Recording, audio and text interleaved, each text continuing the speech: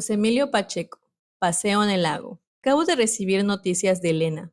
Me devuelven aquel paseo en el lago 2 años atrás, que tuvo inesperadas consecuencias para mi vida. En 1957, Elena entró como mecanógrafa en el diario deportivo en que yo trabajaba. Al volver de un juego nocturno, para mayor rapidez, le dictaba a Elena mi crónica con base en las notas tomadas en el estadio. Después la acompañaba a su casa. Una noche la besé cuando nos despedimos. El beso fue interpretado como una declaración formal. En el periódico todo el mundo consideró establecido el noviazgo y empezó a preguntarnos cuándo nos casaríamos. Hija única, huérfana desde los 14 años. Elena vivía con su madre en la decencia pobre que les daban el suelo del periódico y una pensión de la Armada.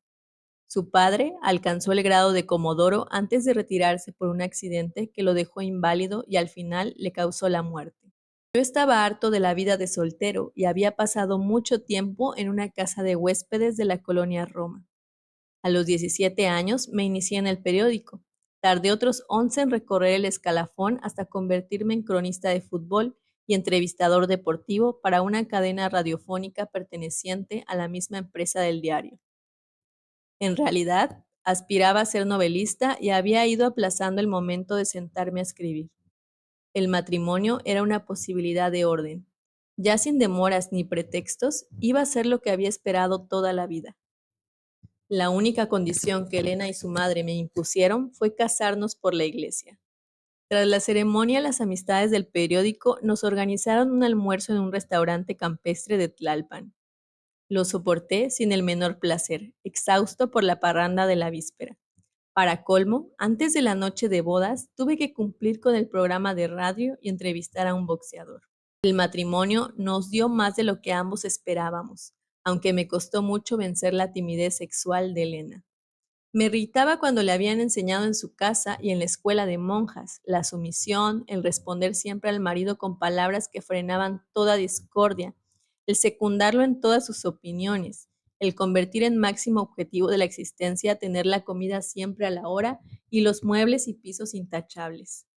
Elena renunció a su trabajo y aceptó no ver a su madre sino 2 tardes por semana. A principios de 1958 tuve mis 15 días de vacaciones. Elena insistió en que fuéramos a Veracruz.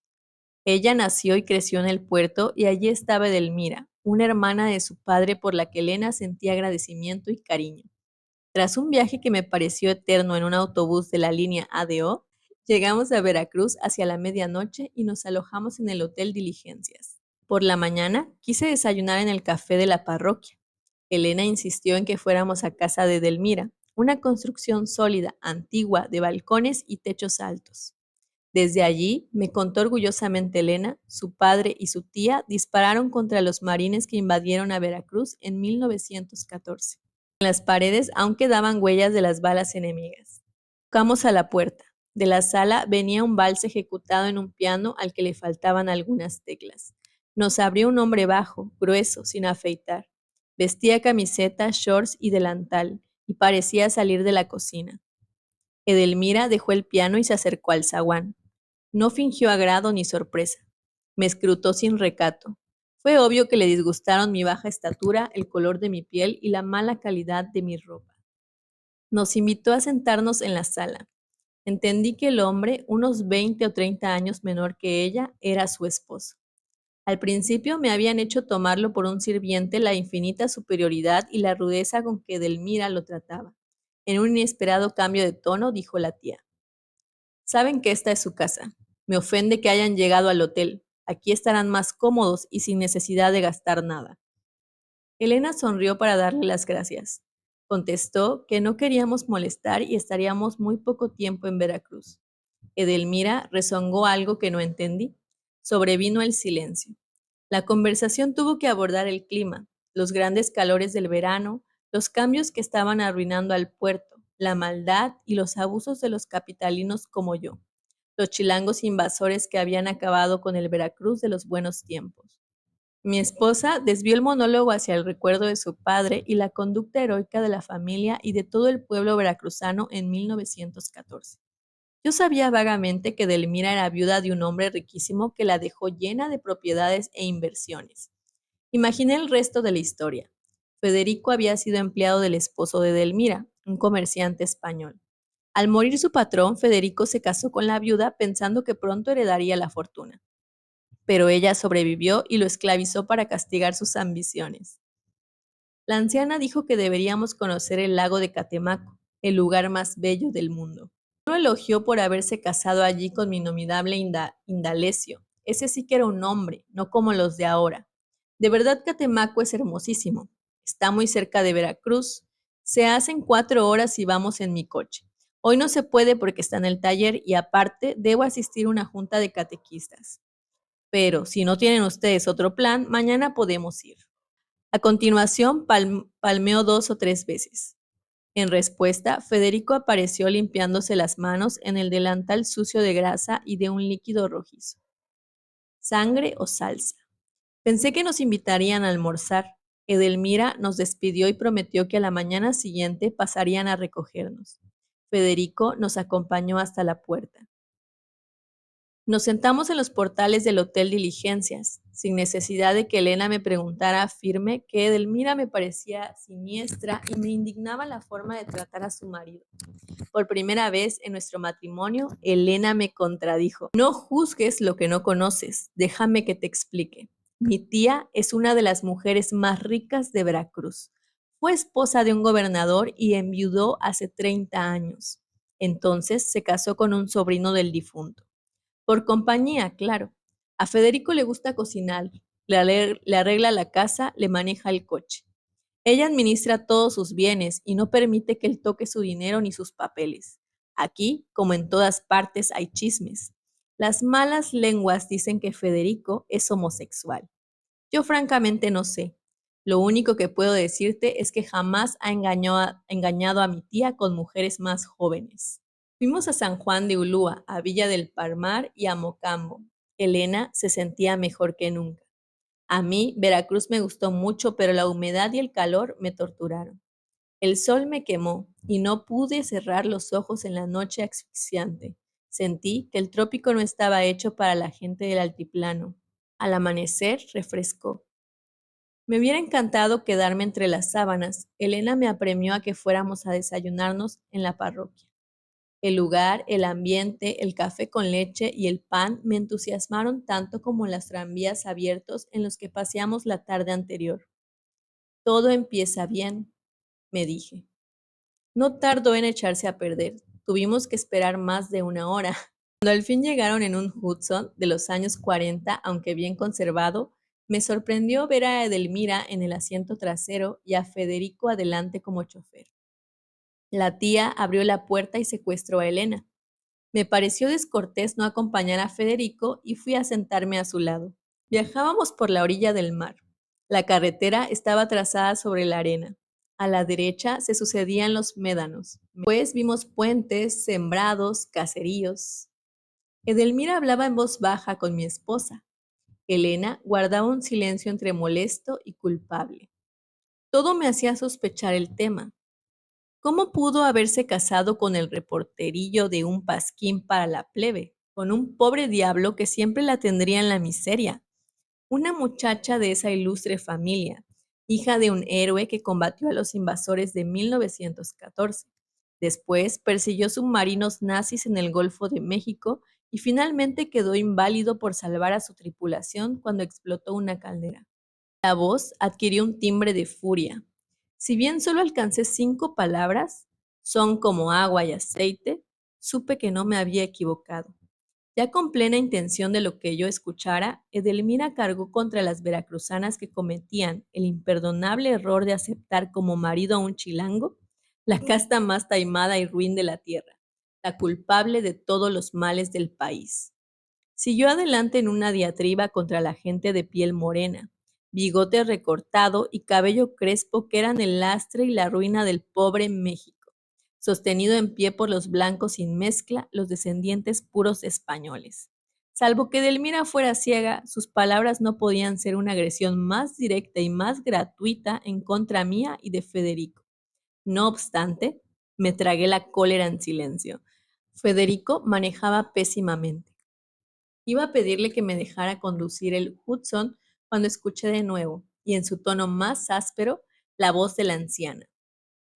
Federico, ve más despacio, nos podemos matar. Pero si vamos a 60, protesté.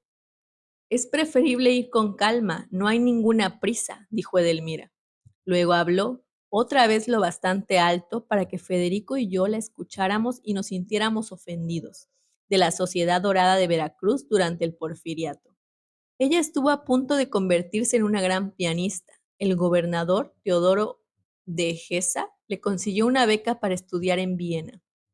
Estalló la revolución de 1910 y su sueño musical se vino abajo con la victoria de la chusma cobriza, que solo puede expresarse mediante el robo, la violación y el asesinato. Y todo seguía empeorando porque a la multitud irredenta mezcla de indios y negros, en vez de mano dura, educación y obligaciones, se le daban películas infames, historietas imbéciles, culebrones radiofónicos para criadas, y no faltaba más, inmundos periodicuchos deportivos que alentaban la pereza, los instintos más bajos y la creencia en el dinero fácil. Elena respondía con monosílabos y murmullos. Seguramente había escuchado cientos de veces estas reminiscencias y opiniones. La única novedad era que Federico ya no resultaba el único obligado a soportar la humillación incesante. En mi interior le reproché a Elena el no haberme advertido a qué clase de persona iba a enfrentarme. Tal vez por ingenuidad no se dio cuenta de que yo pertenecía al género más despreciado por Edelmira. Encendí un cigarro. Edelmira dijo que le molestaba el humo y fumar le parecía prueba de un carácter muy débil. Furioso, arrojé el cigarro por la ventanilla y en adelante me limité a observar la carretera. Cuando el río apareció ante nuestros ojos, Edelmira gritó: ¡El Papaloapan! ¿No es maravilloso? Díganme en qué parte del mundo hay un río como este. Yo he viajado por toda Europa y nunca vi nada igual. Con indecible torpeza, Federico subió el auto a la panga en que debíamos cruzar el río. En el trayecto de una orilla a otra, Edelmira lo reprendió por el daño que pudo haber sufrido el vehículo durante la operación. Me ofrecí a bajarlo de la panga, sin hacer caso al rostro consternado de Elena, que esperaba de un momento a otro la ruptura de hostilidades entre Edelmira y yo. Tomé el volante y manejé un largo tramo hasta que, cansado de las continuas advertencias de Edelmira, frené bruscamente y devolví a Federico el sitio del martirio. Entendí que la tía escogió el viaje para restregarme su desprecio sin que yo pudiera hacer nada. En la sala de su casa, una ofensiva semejante me hubiera obligado a levantarme e irme. En su coche estaba prisionero. Mi silencioso antagonismo se encaminó hacia Elena. Sí, ella sabía muy bien cómo era y qué pensaba de Elmira. Fue una desconsideración de su parte hacerme ir a Veracruz. Pero Elena también tenía derecho a defenderse. Hasta entonces fueron mías todas las ventajas. Ahora se hallaba en su propio terreno. ¿Acaso por medio de Delmira quería decirme lo que pensaba de mí? Con las manos aferradas al volante y la vista perdida en la carretera, Federico guiaba en silencio. Me pareció el muñeco de un carro de juguete que se daba cuerda mascándose la lengua. Dejamos atrás un riachuelo que se perdía entre los árboles, una fila de casas junto al asfalto, las huellas de un desvale, puentes, curvas inútiles. Federico giró el volante para no arrollar a un perro. ¡Estúpido!, tronó Edelmira. ¿Prefieres la vida de un perro a la nuestra? ¿No te das cuenta de que si ha pasado otro coche en sentido contrario estamos muertos? Él no contestó. Se pasó la lengua por los labios resecos y volvió a masticarla. Quise solidarizarme con Federico en alguna forma, pero en ese instante gritó Edelmira. Una avispa zumbaba entre ella y Elena. Federico frenó. Las llantas se dibujaron en el asfalto. Nos rebasó una pick-up llena de peones. Los hombres insultaron a Federico. Él se limitó a alzar las manos en un gesto de no es mi culpa. Bajamos para matar a la avispa. Fue inútil. Ya había emprendido el vuelo. Al detenernos sentí más calor que nunca. Edelmira sacó un tubo de pastillas de menta. Quise pasarle una a Federico. A él no, porque va manejando. Elena me sacudió de los hombros. ¡Despierta! ¡Ya llegamos! Me pasé las manos por la cara y me peiné sin verme al espejo. ¿Y tu tía? Elena me contestó que Edelmira estaba en la iglesia y debíamos ir a su encuentro. Preferí tomar algo mientras regresaban. No la aguanto, no soporto su voz. Elena se limitó a decirme, ¿cómo eres? Anudó un paño en su cabeza y se dirigió hacia el templo. Entré en una casa de tejas ornada por letreros de Coca-Cola. Me acerqué al mostrador cubierto de latón y pedí una cerveza. Un hombre con machete al cinto me observaba sin disimulo. La niña que me había servido dijo algo a otra más pequeña, que se tapó la boca para no reírse y huyó a la trastienda. El hombre dio unos pasos. De México, ¿verdad? Asentí. ¿Viene a pasear al lago? No, vengo a un asunto de la policía. Le mostré a toda velocidad mi credencial del periódico. En mi interior agradecí su aspecto metálico y dorado. Ah, perdone, no quería molestarlo. No es molestia, contesté e hice como si me acomodara la pistola al cinto. Pagué, salí a la calle. Desde el atrio de la iglesia me volví hacia la tienda. El hombre y las dos niñas se reían de mi impostura. El ridículo aumentó mi indignación. Entré a la iglesia. Dos ancianas de rebozo me miraron con odio al ver que pasaba sin santiguarme. Elena, Edelmira y Federico estaban en una banca frente al altar mayor. ¿Nos vamos?, pregunté. Espérese, ¿no ve que estoy rezando? Miré fijamente a Edelmira. Di media vuelta y me puse a observar los santos y los retablos hasta que un muchacho descalzo se acercó y me dijo que respetara o me saliera. Le hablé en inglés y le extendí un billete. El adolescente fue hasta donde se encontraban arrodilladas las dos ancianas y discutió un momento con ellas. Por último, depositó en la alcancía para las limosnas el billete que acababa de darle. Antes de devolverla a la sacristía, me lanzó una mirada de reproche. Mi segundo intento de farsa terminaba en una nueva humillación. Cuando salimos, la tienda había cerrado. El hombre del machete se alejaba silbando por una de las calles sin pavimento. Edelmira ordenó: pasearemos un rato antes de comer. Todavía no tengo hambre. Regresamos al coche y nos sentamos en sus vestiduras de plástico que calcinaban la piel. Ni la brisa que entraba por las ventanillas bastó para aliviar el calor. Quiero una horchata, dijo Edelmira. Nadie respondió. A las 2 cuadras empezó a hablar de la crueldad de su marido y apremió: vamos al restaurante de la orilla. Dimos vuelta. El automóvil descendió por un lugar estrecho entre dos casas y estuvo a punto de encajarse en un árbol.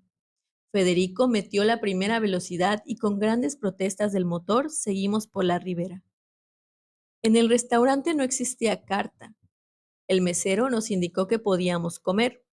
Edelmira, sin consultarnos, pidió por todos y mientras llegaba el servicio insistió en un monólogo. Dos hombres, que habían bajado de un Buick al mismo tiempo que nosotros, observaban a Elena con descarada insistencia. Ella notó mi indignación e hizo una seña para apaciguarme. Federico contemplaba el lago en silencio. La actitud de los hombres del Buick era ya una provocación. Elena parecía ausente. Le rogué que se bajara la falda. Respondió que nadie la miraba y que tenía mucho calor. Nos sirvieron 2 platos con pescaditos fritos. Apenas pude probarlos. Edelmira y Federico los devoraron. Pedí otra cerveza. Tenga cuidado, no se vaya a embriagar. Señora, si usted cree que me emborracho con 2 cervezas, está muy equivocada. Elena me tocó el brazo para indicarme sosiego. Dirigió mi indignación contra los hombres del Buick y los miré de frente. Ellos dijeron algo entre sí. Al escuchar su risa explotó la cólera que hervía desde que salimos de Veracruz. Me levanté antes que nadie pudiera impedírmelo. Al verme tan indignado, en vez de aceptar su responsabilidad, pretextaron que estaban tratando de reconocer a Delmira, amiga de sus familias. Mientras tanto, Elena y su tía gritaban que me callara y no hiciera el ridículo. Toda la clientela del restaurante me observaba divertida, con la esperanza de ver un pleito a golpes. Uno de los hombres intentó ponerse de pie y lo volvía a sentar de un empellón. El dueño del restaurante se apresuró a detenerme. Si sigue haciendo escándalo, llamo a la policía. Llámela para que se haga cargo de esos pendejos. Soy de la Federal de Seguridad. La credencial dorada del periódico modificó la situación. Mi rapidez al mostrarla hizo que el dueño la lomara en serio y rogase a los hombres del WIC que salieran sin pagar ni terminar su consumo. A continuación, se desbarató en excusas y los parroquiales me vieron volver en triunfo a la mesa. Pero desde el estacionamiento me llegó una mentada de madre con el claxon. Si se siente tan hombre, hay otras maneras de demostrarlo, no exponiéndose y exponiéndonos a una reyerta callejera, me fulminó Edelmira. Preferí guardar silencio. De repente, sentí miedo de que mis adversarios volvieran armados para vengarse a tiros de su derrota. Probé el caldo de jaiba y las tortillas fritas con manteca. Sirvieron carne asada y antes que la voracidad de Delmira y Federico la despachara, alcancé a poner un trozo en mi plato. Federico, que no había hablado en todo el viaje, abrió los labios para dar su propia versión cómica en una tentativa de restarle gravedad al incidente. Edelmira lo calló. Le parecía una insolencia cualquier comentario sobre el asunto. Para no doblegarse por completo, Federico preguntó si me había gustado la carne. Traté de ser cordial y dije, mucho, está realmente deliciosa. Me alegra que le guste, es carne de mono, afirmó carcajeándose, mientras yo arrojaba al suelo todo el bocado. No hagas chistes, idiota. No compruebes que en 30 años no he podido educarte, estalló Edelmira. Me disculpé y fui a pagar la cuenta. Edelmira se indignó. La invitación era suya, había sufrido un desaire de mi parte. A fin de corresponderme, añadió en el más inesperado cambio de tono. Nos invitaba a dar un paseo en el lago. El embarcadero estaba en la terraza de un hotel. Bajamos del coche. Edelmira fue al baño y Federico se dirigió hacia los tratos con el lanchero. Aproveché su ausencia para decirle a Elena, no sé cómo se te ocurrió arrastrarme a esta pesadilla infernal. Si la pinche vieja sigue hablando, yo no regreso con ustedes. Prefiero volver a pie que soportar un instante más a esa bruja. Si no aceptas a mi familia, ¿para qué te casaste conmigo? Por lo visto, no te importa el ridículo en el que nos pusiste. Lo ridículo sería permitir que se burlaran de mí. Con tus celos no vas a ninguna parte. Esos señores ni siquiera me miraron. Eso crees tú. Lo que pasa es que te encanta exhibirte. Y ya que tanto te molesta, no vuelvo a defenderte. Eres igual a Edelmira y a tu madre. Elena rompió a llorar. Un grupo se congregó para observarnos. Intenté reparar mi equivocación. La abracé y le acaricié la cara. Sus lágrimas escurrieron entre mis dedos. Perdóname, no quise ofenderte. Elena, por favor, todo el mundo nos está mirando. Es vergonzoso. Más vergonzosa es la manera en que me tratas. Déjame, vete. Ya no quiero nada contigo. Edelmira y Federico se acercaron. De un vistazo, ella entendió lo que había sucedido entre Elena y yo e hizo un gesto de enfado. Pensé que iba a lanzarse en contra mía. Sin embargo, bruscamente discreta, invitó. Vamos, Federico ya contrató la lancha. Es un paseo precioso. Les va a gustar mucho. No voy. Aquí los espero, gimió Elena. Federico se aproximó a ella. En voz muy íntima, le dijo algunas palabras que lograron convencerla. Ante la mirada de quienes habían presenciado el pleito conyugal, nos encaminamos hacia la lancha. Un hombre puso un cajón para ayudarnos a abordar. El piloto tendió la mano a Elena y a Delmira. Mientras encendía el motor, saqué un cigarro, con la esperanza de que la brisa disipara el humo antes de revivir la furia de Delmira. El estruendo de la navegación apagaba todos los ruidos. El hotel, la playa, dos esquiadores, otras embarcaciones quedaron atrás. La lancha aumentó su velocidad. La madera crujía sacudida por el agua que se cambiaba en espuma. Elena, con los ojos aún llenos de lágrimas, miraba hacia el centro del lago. Edelmira discutía con el piloto en torno a las mojarras de agua dulce y agua salada. Federico bostezaba con gesto estúpido. El viento arrojaba gotas de agua contra mi rostro. El hermoso lago era mucho más vasto de lo que parecía desde la orilla. A los 15 minutos de haber zarpado, la otra costa aún estaba distante. Mientras discutía con Edelmira, el piloto nos observaba a todos con una sonrisa irónica que era la expresión natural de su cara. Edelmira se levantó de la banca, Se acercó tambaleándose y me miró de frente. ¿Por qué la hizo enojar? Mientras tanto, Federico se puso al lado de Elena y empezó a hablarle al oído. Es una tontería, señora, contemporicé. No haga usted caso, ya se le pasará. Si usted no se disculpa, Elena seguirá molesta. Ande, vaya ahora mismo. No tengo nada de qué pedirle perdón. Mire, jovencito, no cree que voy a tolerar sus majaderías. A mí nadie me alza la voz ni me habla en esa forma. Señora, en primer lugar, no soy ningún jovencito. Voy a cumplir 30 años. Nací en 1928, el día en que mataron a Obregón para más señas. En segundo lugar, le suplico que se calle porque de otra manera me va usted a conocer en un plan muy distinto. Ah, no, eso sí que no. ¿Qué se ha creído usted? Mequetrefe, pelado e insolente como todos los malditos chilangos. Chilango tenía que ser, pobre diablo. No niega la cruz de su parroquia. Pues sepa usted que todavía no nace el hombre capaz de regañarme, y ni de casualidad va a ser un chilango. Pobre de mi sobrina, casada con un lépero muerto de hambre en ese pueblucho inmundo que se las da de capital. Sus opiniones sobre la Ciudad de México y sus habitantes me tienen sin cuidado, señora. Lo que usted piense de mí me lo paso ya sabe por dónde. Lo que no voy a permitirle, óigalo bien, es que se meta en mi matrimonio. Solo eso me faltaba con este indio de mierda. Ahora va a insultarme el hijo de la gran... Estuve a punto de abofetearla, pero me connibé. Federico se llevó del brazo a Delmira. Ambos siguieron hablando con Elena y me lanzaron miradas amenazantes. Caminé hasta la proa. De pie recibí el viento y el agua. Me sentí libre y por un momento me olvidé de todo. Pasaron varios minutos. La voz de Delmira vencía el estruendo del motor y me llegaban fragmentos de sus injurias y maldiciones. Federico había pasado del sopor a la más franca hostilidad y yo estaba seguro de que iba a levantarme para golpearme. El sol desapareció entre las nubes. El viento del norte oscureció la tarde. En la distancia se escuchó un trueno. Empezó a llover. Con estertores de asfixia se detuvo el motor. Nos quedamos sin gasolina, dijo el piloto. Elmira gritó roja de ira que el chilango hijo de puta había salado el paseo.